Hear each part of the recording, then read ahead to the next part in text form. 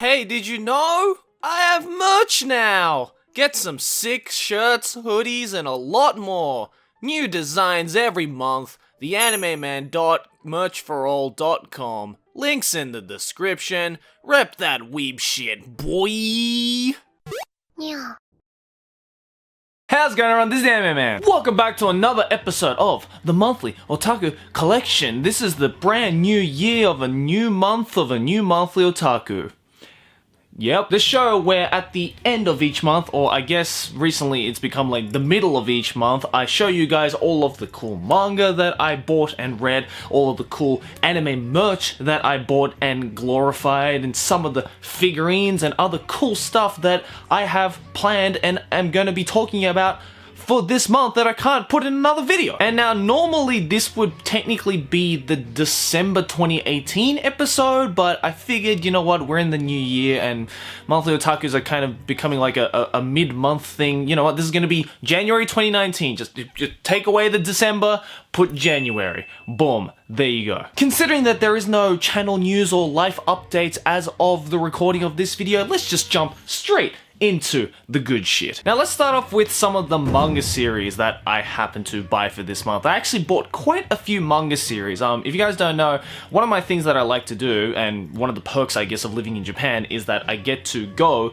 to these very cheap and very handy secondhand bookstores where they sell a lot of manga. What I like to do is to just go to those bookstores, even if I have nothing in particular that I want to buy, just go to those bookstores and basically just pick out some series that I have never heard of or I've never really seen anyone ever talk about, and if it looks interesting enough from the cover and the synopsis at the back of it, then hey, fuck it, I'm gonna buy it. It's like $1.20 per volume, so you know your boy's gonna abuse the fuck out of that. And I think it's because of that especially within the last year or two, I have been able to find all sorts of really weird and obscure series, but also kind of be able to revisit some other classic series that I haven't read in such a long time. And I guess the first series that I'd like to talk about is one of those revisited ones. It's an older manga series, as I've also kind of had like a little bit of a trend to read older manga series. I love stuff from like the 60s and 70s, as I mentioned in my last video, links in the description. But I also really want to try and focus on going back and reading manga series that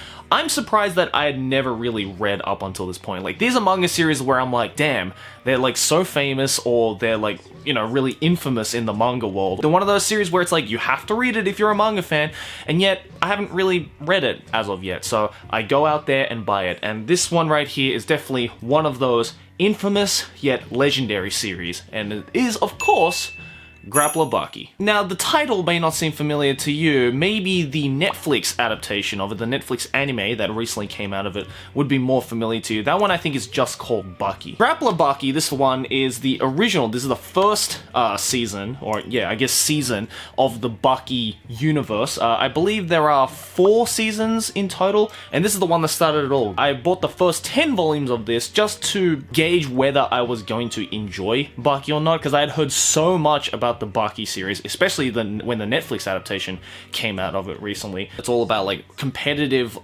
wrestling and like ring fighting and stuff like kind of like competitive, but also cross a little bit of street fighting, like a little street brawl to brawl action, the fisticuffs if you will. And Grappler Bucky is based off of this character right here, Hamma Bucky, who is a high school student, but is considered one of the most powerful like street fighters in all of Japan. And so basically he goes around and tries to, I guess, fight a bunch of people who come and challenge him. People who are like, you know what, I'm more stronger than you, so fuck you, Bucky. So this started in 1992, and I believe, I'm not too sure if it's still going, but it definitely was going up until recently, if it has ended. And you know, the art style of this is very dated, I would say. Like, the art style for Bucky, especially in the later volumes, has definitely changed quite a bit. Inagaki Keisuke, the author, has definitely changed his art style a lot more. Like, this is definitely, like, you can tell, this is very, very 90s look. Like, the way that the characters are drawn, the way that the proportions are drawn and everything, and even like the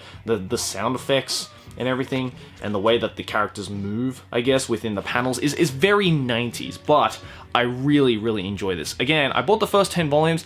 I'm probably gonna go out and just buy the entire collection of Bucky because I really want to read it up until the end. Only problem is again, as I mentioned, there are 4 seasons of this stuff, and in total there's like 137 volumes of this shit.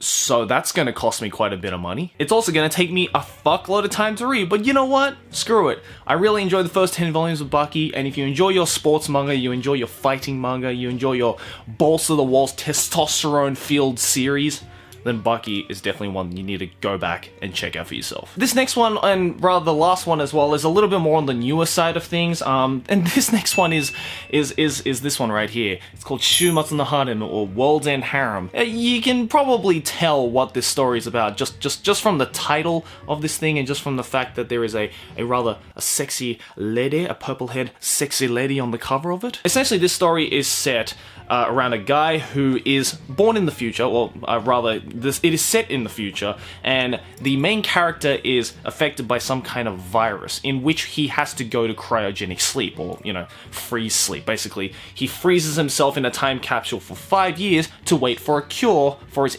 right now incurable disease. And so he goes to cryogenic sleep, wakes up 5 years later to realize that he's been cured of his illness. But the problem is that there was another virus named the MK virus. The MK virus spread out and killed 99.9% of the world's males. But he survived because he was in cryogenic sleep, and he just so happens to be one of 5 men in the current day that is susceptible to the MK virus. They are unaffected by the MK virus. So in other words, this man woke up from a cryogenic sleep to a world that is 99.9% filled up of women, and it is up to him to repopulate the world again. In other words, he has to go around and fuck every single woman in the existence. Yeah, totally a hentai plot. And yes, there is definitely some sexual elements on here, like I'm showing you a little bit more of the teamer screenshots from this. But it's really interesting because the way that they decided to go about this series is in a little bit more of a psychological aspect. The main character doesn't just go around and fuck all of the women. Like he has that special girl in his heart that they parted ways after he went to cryogenic sleep. But the girl that he wants to actually lose his virginity to is lost somewhere in the world. So now it is up to him, instead of just fucking every single woman in existence to bring back the population of the world, it is up to him now to figure out A, where the girl of her dreams went, and B, to figure out a cure to the MK virus. And I really like this art style. Yes, it's not exactly anything special, but the way that the girls are drawn, or rather the way that the characters are drawn, very, very stylized, very, very, you know, simplified, yet very effective to the, I guess, genres that this manga is covered. And I just kind of appreciate the fact that, you know, someone was able to take a very hentai-esque concept like this, but turn it into not really a hentai manga. They kind of flipped it on its head and was like, what if we took a hentai concept, but actually dealt with everything that wasn't the hentai concept? I have the first 3 volumes of this, and I literally just finished reading the 3rd volume, like, before I started recording this video, and the story is definitely moving in a very interesting way. The characters that come out, and there are many characters that come out in this so far, have all had their own very unique characteristics, and, you know, there is a little bit of ecchi in it. You know, it shows some of the other guys who are a little bit less reluctant to, you know, fuck every woman of their dreams for the sake of humanity. It shows some bits like that, so, you know, if you want a little bit of the ecchi side of things as well, if you want a little bit of the saucy side of things as well, then this manga definitely has it. But just know that it doesn't focus on that. If you want a series that focuses on that, then you should probably just go watch some hentai. Or you can check out this final manga that I'll be recommending for this video, which is taking a similar concept like that, but just dumbifying it. The only way to describe it is, if you lose your virginity, you die. And it is this series right here, Desuraba. Again, with a sexy, this time, police lady at the front here. Very nice. Now, how do I describe this series? Essentially, it is set around a guy who has a tendency to not really like women. He's afraid of other women hitting on him because he made a promise to a girl when he was little that he was going to get married to her. So he's like following along with some good Christian values, you know, like sex before marriage is a big no-no. Until one day on the way to school, he is captured by a random person, finds himself locked up in a cell, and is forced to try and have sex with random hot women. Why do I pick up so many hentai-esque manga without knowing? I believe this is based off a web series. I believe they serialized this on the web, so they can get a little bit more saucy with this. Obviously, compared to the last series that I recommend, The World's End Harem, this one is definitely a lot more sexual, but it also takes it into a little bit of a comedy,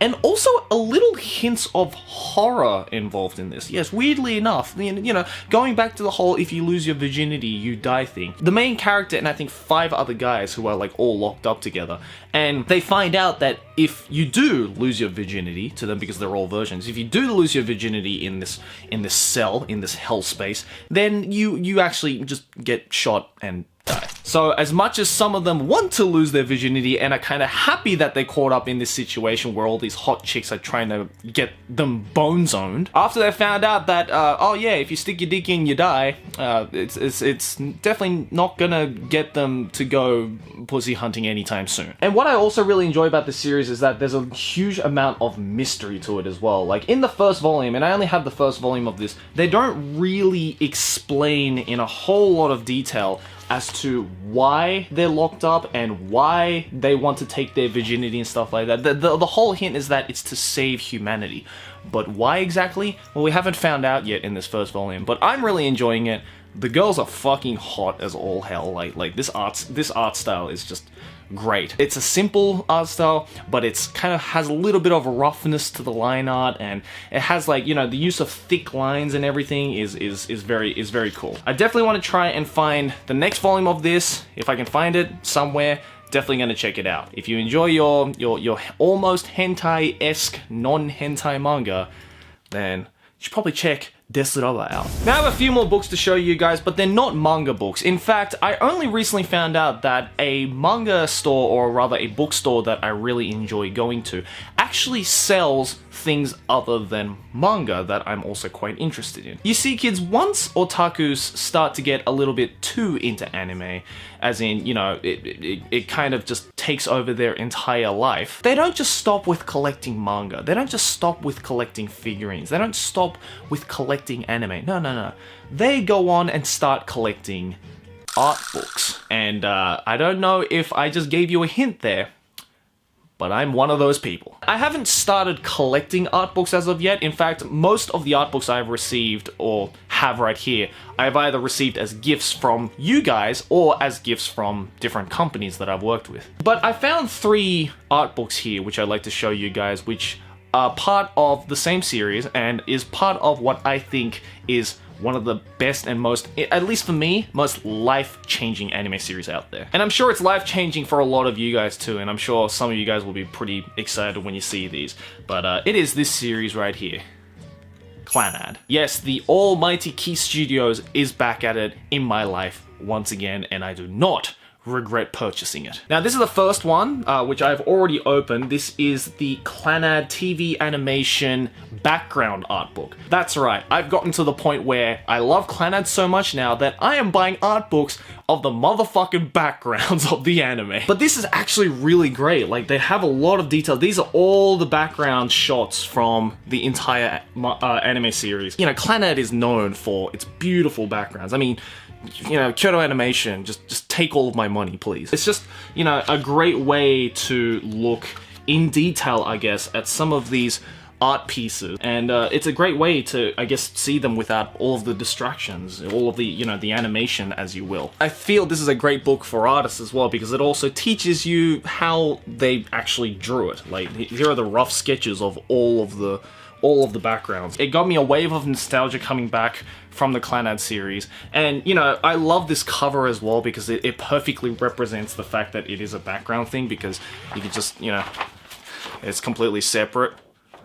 Genius! The second art book is this one right here. This is just the standard Clannad illustration works, as you can see, unopened. So I'm gonna open this on camera right now to show you its freshness. Oh yeah, that's what's up. Like, how could you not like this, man? How does this not get you a little bit teary-eyed, a little bit nostalgic for the series? I mean, I watched this shit when it was airing, and just looking at these, man, brings back so much good memories. I think a lot of these are also like promotional shots. A lot of these are just shots from different, I guess, pamphlets and stuff like that. Fucking awesome. I love it. It's great. And you know your boy couldn't just end it with Clannad. No. If you're gonna collect everything Clannad, you gotta get shit from Clannad After Story as well, alright? This is the Clannad After Story complete guidebook. Again, unopened. So let's open it.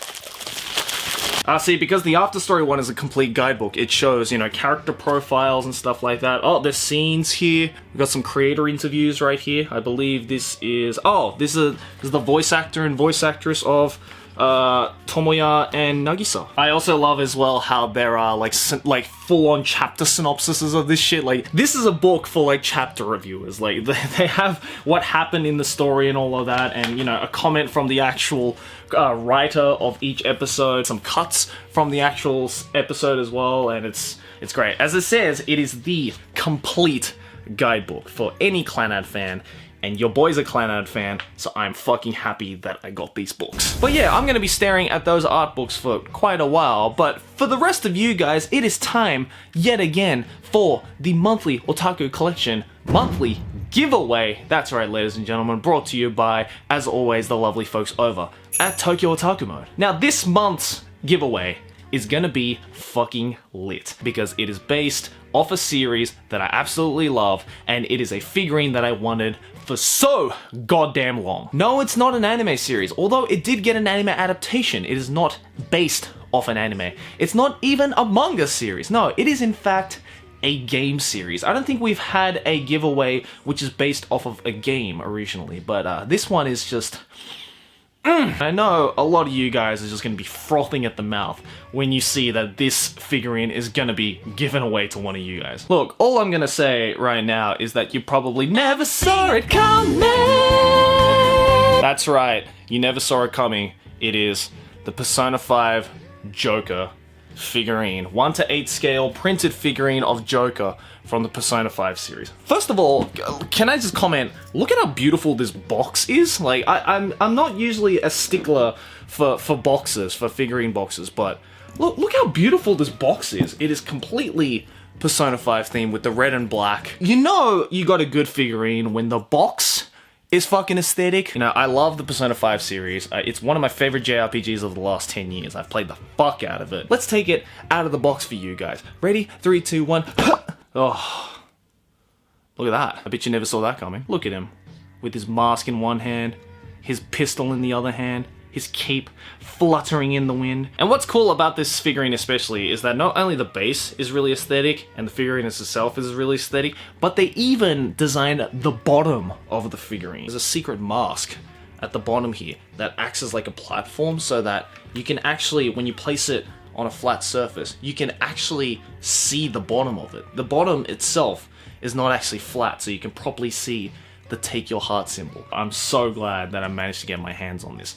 I'm gonna go put it in the shelf before I drop it. I do not want to drop you. But yeah, guys, that figurine is up for grabs for one of you lovely motherfuckers. All you have to do to go into the draw to win that Persona 5 figurine is to like the video, subscribe to the channel if you haven't, and click that first link in the description below to go into the free giveaway. One lucky viewer of this video will win the figurine that with the box, also signed by your boy. And yeah, go play Persona 5 if you haven't. If you haven't played it, what are you doing, man? But guys, that's gonna do it for this episode of the Monthly Otaku Collection. Thank you once again for joining in until the very, very end. I appreciate all you guys' support. Let me know what you think about any of the manga series I recommended, the Clannad art books that I recommended, the figurine itself. What's been going on with your life? How has your New Year's been? And hey, by the way, if you're a $3 patron or more over on my Patreon, then you'll actually get a exclusive digital art print of 5 series that I recommend in every single monthly otaku collection